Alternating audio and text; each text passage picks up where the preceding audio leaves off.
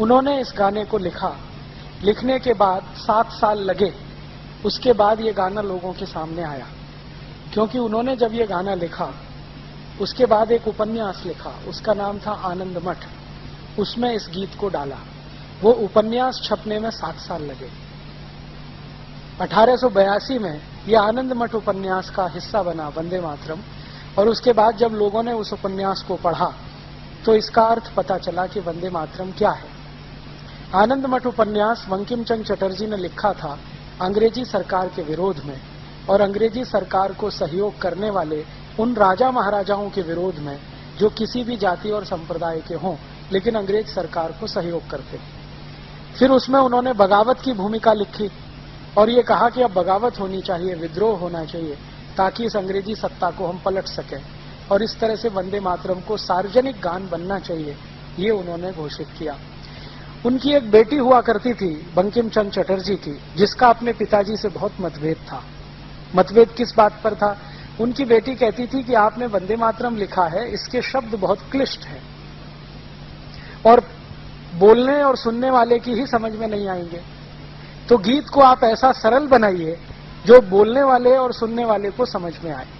तो उस समय बंकिम चंद्र चटर्जी ने कहा कि देखो, आज तुम्हें लगता है कि ये क्लिष्ट है, लेकिन मेरी बात याद रखो, थोड़े दिन के बाद ये गान भारत के हर नौजवान के होठों पर होगा, हर क्रांतिवीर की प्रेरणा बनेगा।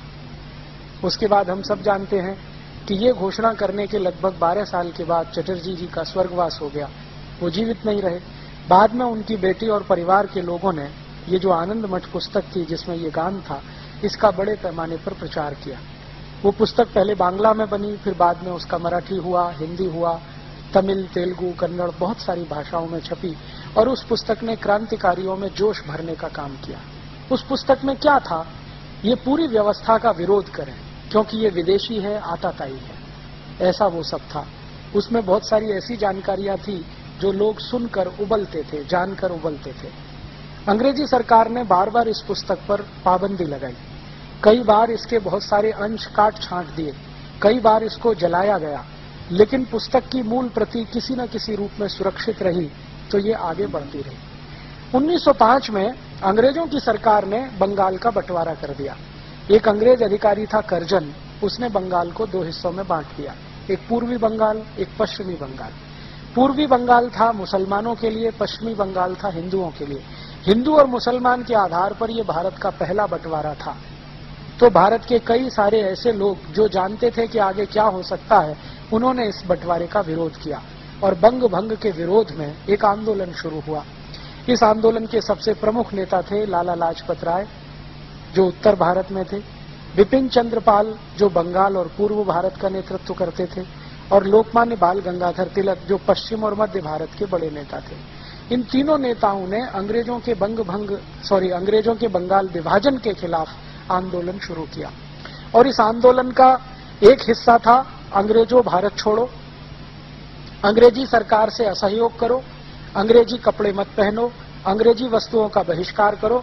और दूसरा हिस्सा था पॉजिटिव, कि भारत में स्वदेशी का निर्माण करो, स्वदेशी के पथ पर आगे बढ़ो। लोकमान्य तिलक ने इस आंदोलन को अपने शब्दों में स्वदेशी आंदोलन कहा। अंग्रेजी सरकार इसको बंग भंग विरोधी आंदोलन के नाम से कहती रही। लोकमान्य तिलक कहते थे ये हमारा स्वदेशी आंदोलन है। ये 6 साल चला। इस आंदोलन की ताकत इतनी थी कि अंग्रेजों के खिलाफ जो उन्होंने कहा वो पूरे भारत ने स्वीकार कर लिया। जैसे उन्होंने ऐलान किया कि अंग्रेजी कपड़े खरीदना बंद करो, करोड़ों भारतवासियों ने अंग्रेजी कपड़े पहनना बंद कर दिया। और उसी समय भले हिंदुस्तानी कपड़ा मिले, मोटा मिले, खादी का मिले, वही पहनना है। फिर उन्होंने कहा अंग्रेजी ब्लेड का बहिष्कार करो, तो भारत के लाखों नाइयों ने अंग्रेजी ब्लेड से दाढ़ी बनाना बंद कर दिया। वो उस तरह हिंदुस्तान में वापस लौटा। फिर लोकमान्य तिलक ने कहा अंग्रेजी चीनी खाना बंद करो, क्योंकि शक्कर उस समय इंग्लैंड से बनकर आती थी, भारत में गुड़ बनता था। तो हजारों लाखों हलवाइयों ने गुड़ डालकर मिठाई बनाना शुरू कर दिया। फिर उन्होंने अपील किया कि अंग्रेजी कपड़े से और अंग्रेजी साबुन से अपने घर को मुक्त करो। तो हजारों लाखों धोबियों ने अंग्रेजी साबुन से कपड़े धोना बंद कर दिया। फिर उन्होंने पुरोहितों को कहा कि आप शादी कराओ अगर लड़के लड़कियों की, तो उनके शरीर पर अंग्रेजी वस्त्र ना हो, तभी शादी कराओ। अगर वो अंग्रेजी वस्त्र पहनकर शादी करें तो शादियों का बहिष्कार करो।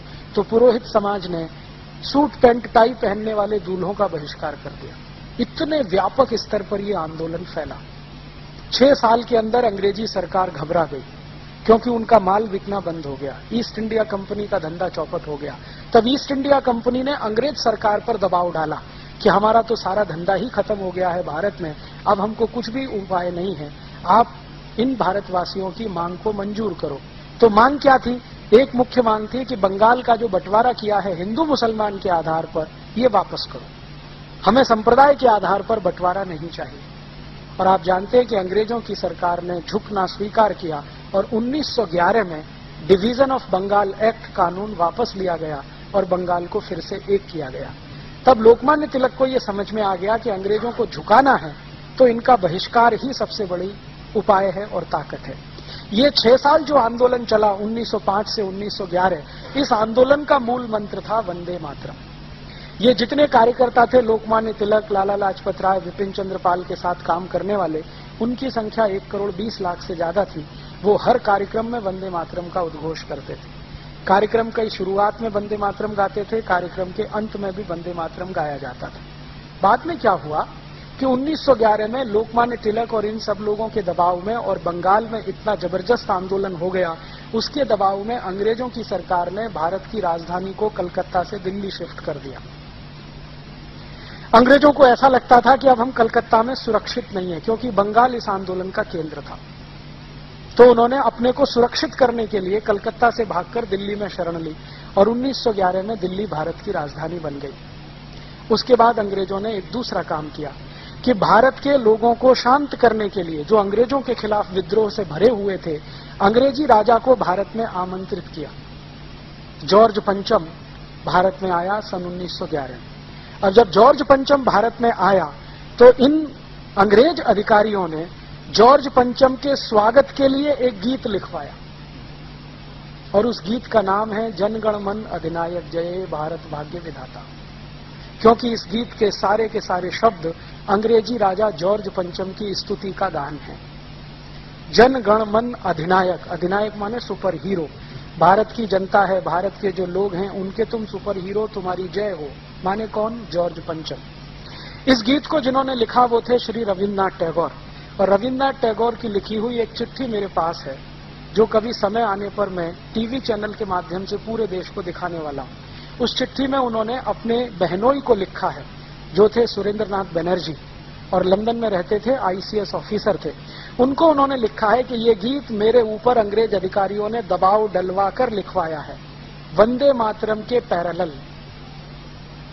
क्योंकि उस समय भारत में हर जगह उद्घोष था वंदे मातरम का, हर क्रांतिवीर गाता था वंदे मातरम।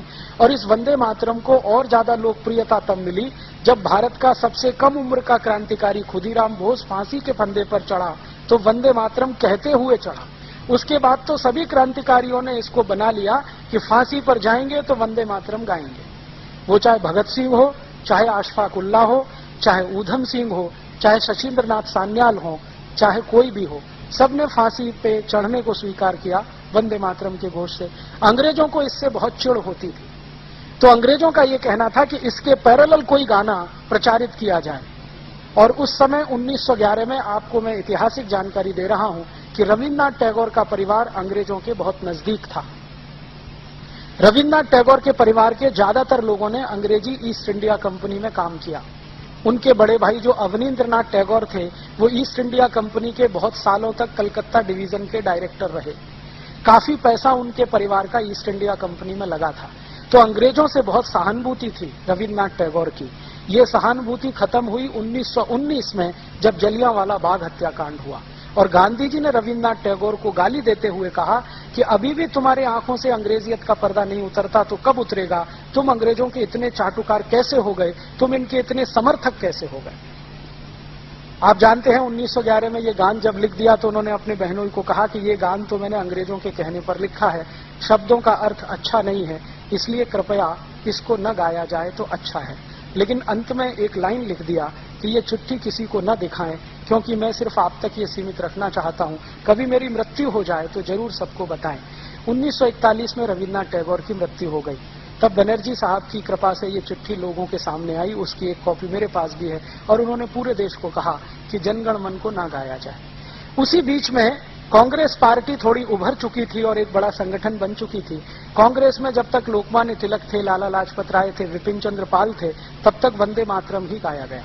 बाद में आप जानते हैं कि लोकमान्य तिलक का कांग्रेस के नेताओं से मतभेद हुआ, और कांग्रेस के नेताओं में उनका सबसे ज्यादा मतभेद हुआ पंडित मोतीलाल नेहरू के साथ, क्योंकि मोतीलाल नेहरू जी की योजना ये थी कि अंग्रेजों के साथ कोई संयोजित सरकार बने, कोलिशन गवर्नमेंट, और उसके लिए वो बार बार कहते थे। और लोकमान्य तिलक कहते थे कि अंग्रेजों के साथ मिलकर सरकार बनाना तो भारत के लोगों को धोखा देना है। तो इस मुद्दे पर मतभेद था, तो ये कांग्रेस से निकल गए। तो फिर इन्होंने एक गरम दल बनाया। तो कांग्रेस के दो हिस्से हो गए, एक नरम दल, एक गरम दल। गरम दल के लीडर लोकमान्य तिलक, लाला लाजपत राय, विपिन चंद्र पाल, ये सब बड़े कांग्रेस के लीडर थे। तो ये हर जगह वंदे मातरम गाते थे। फिर ये नरम दल वाले ज्यादातर अंग्रेजों के साथ रहते थे, अंग्रेजों की कहना, अंग्रेजों की सुनना, उनके नजदीक जाना, उनकी मीटिंगों में शामिल होना वगैरह वगैरह, और वो हर समय अंग्रेजों से समझौते के मूड में रहते थे। तो जब 1911 में ये गाना लिख दिया तो ये नरम दल वालों ने इस गाने को गाना शुरू कर दिया। कई बार ये गरम दल वालों को चिढ़ाने के लिए गाना गाया करते थे। बाद में क्या हुआ, कांग्रेस के बड़े बड़े अधिवेशन हुआ करते थे, उनमें ये बहुत बहस होती थी कौन सा गाना गाया जाए। तो वंदे मातरम पर सबकी सहमति होती थी, लेकिन नरम दल का छोटा सा एक गुट था जो अंत में फिर जनगण मन गा लेता था।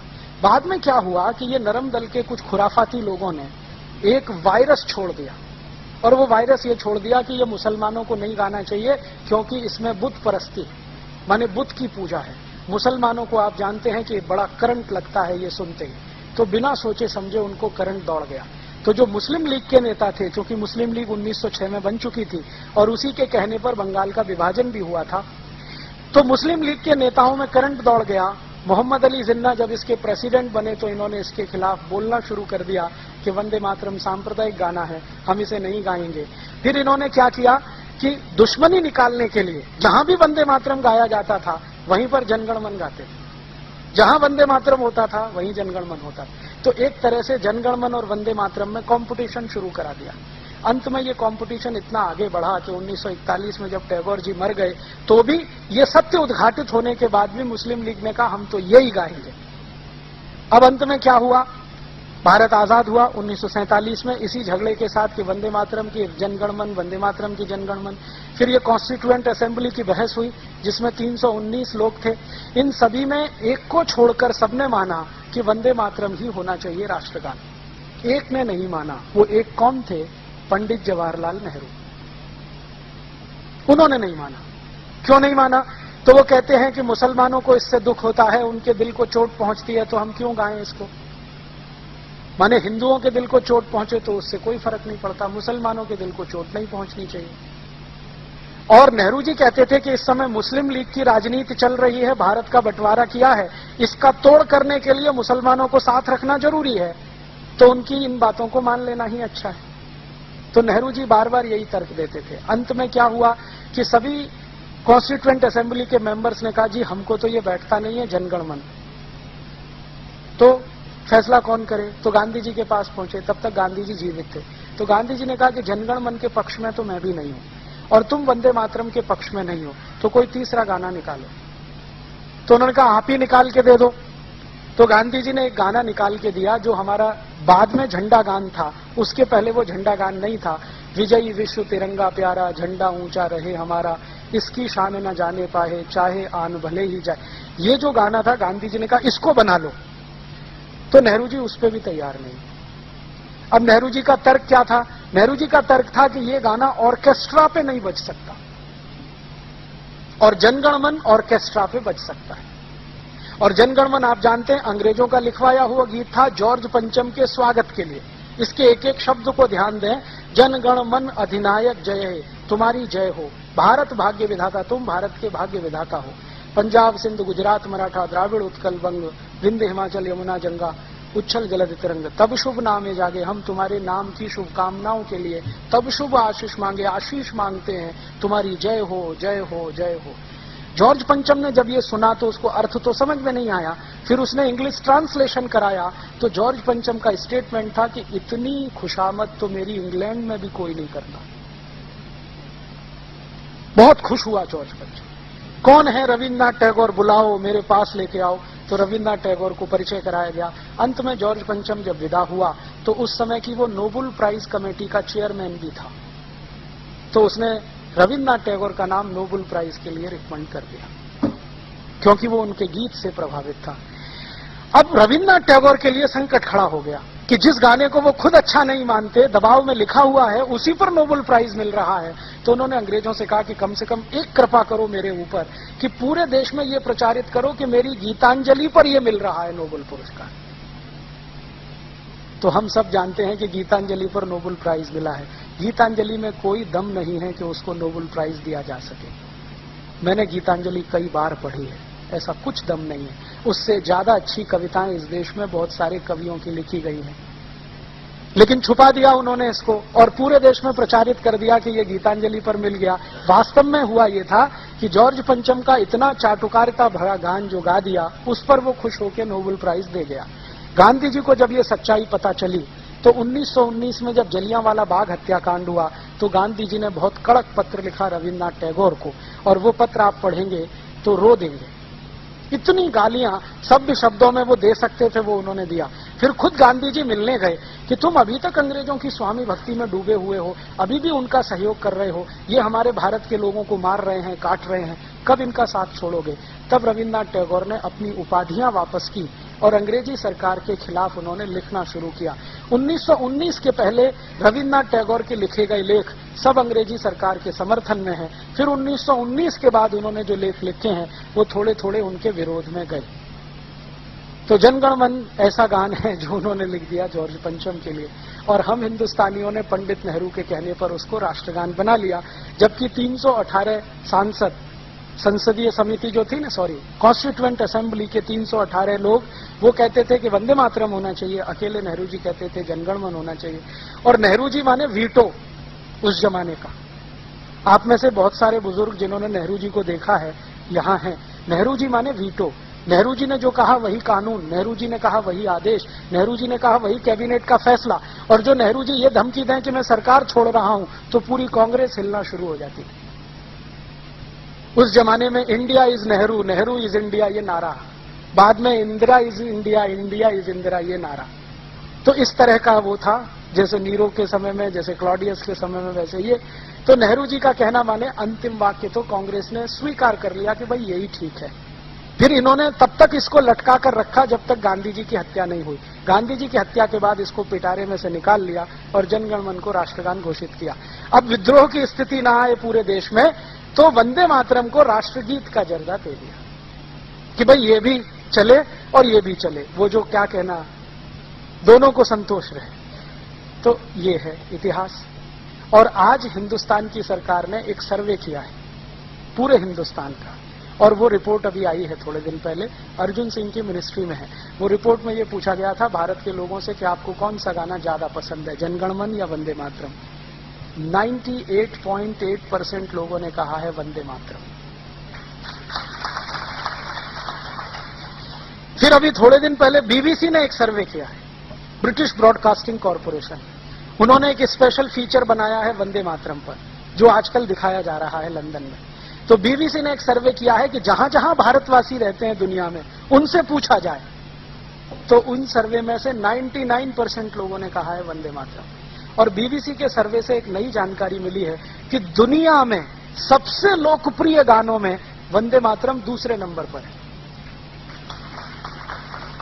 दुनिया में बहुत सारे देश इसको समझते नहीं है, लेकिन इसकी जो लय है ना और इसका जो संगीत है, वो कहते हैं कि ये हम में जज्बा पैदा कर देता है। इसमें संगीत और लय देने का काम किया था पंडित विष्णु दिगंबर पलुस्कर ने। बहुत बड़े संगीतज्ञ थे, हम सब जानते हैं। विष्णु दिगंबर पलुस्कर ने इसकी लय बनाई, और इसमें ये जो आज जिस लय में हम गाते हैं ना, ये उनकी दी हुई है, विष्णु दिगंबर पलुस्कर की। उन्होंने ये लय बनाकर गाना शुरू किया, और बीच में जो संगीत भरा गया है वो भी उन्हीं के समय का है। बाद में ये वंदे मातरम लता मंगेशकर ने गाया, आशा भोसले ने गाया। थीम वही है जो विष्णु दिगंबर पलुस्कर की है।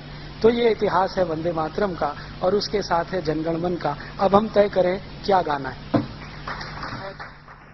वंदे मातरम।